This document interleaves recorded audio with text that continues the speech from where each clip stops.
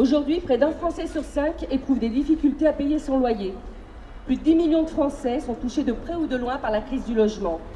Un ménage sur 6 touché par la précarité énergétique. En 2011, 833 familles ont été victimes de réduction d'énergie.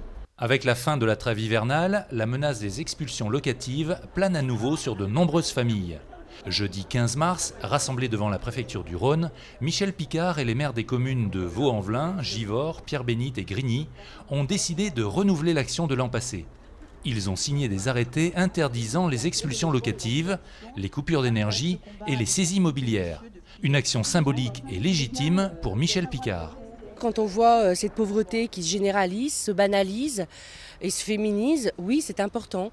Maintenant, c'est pas rare de voir des matelas sous un pont, de voir des travailleurs qui dorment dans des voitures, etc. Donc oui, on voit tout à fait la légitimité de ces combats.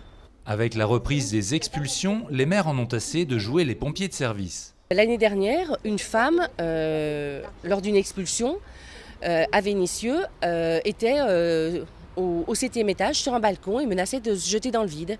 Et là, qui c'est qu'on appelle? C'est pas le maire?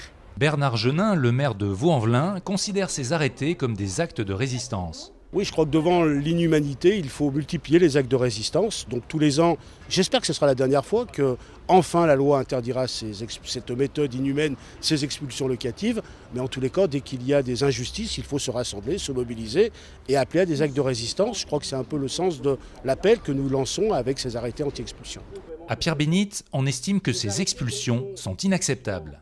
Aujourd'hui, on va de nouveau pouvoir mettre la misère dans la rue.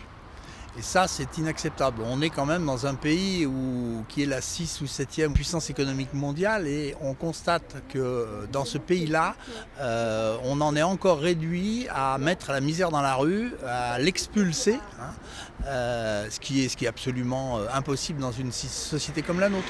Les militants présents sont venus soutenir l'action du maire. Je suis tout à fait d'accord avec elle. Et je trouve qu'elle fait quelque chose de très très bien sur Vénissieux. L'année prochaine on reviendra, dans 2 ans on reviendra, j'espère bien que dans 3 ans il n'y aura plus d'expulsion du tout. Donc à ce moment-là on n'aura plus besoin de venir. Mais tant qu'il y en a, et il risque d'en avoir pendant pas mal de temps, il faudra qu'on se mobilise, puis qu'on mobilise les masses surtout, parce que c'est pas évident. Dans les quartiers c'est difficile à mobiliser les gens, même ceux qui sont atteints par la mesure. À l'issue de leur rencontre avec le préfet délégué à la sécurité, les maires ont appris qu'ils seraient à nouveau convoqués devant le tribunal administratif.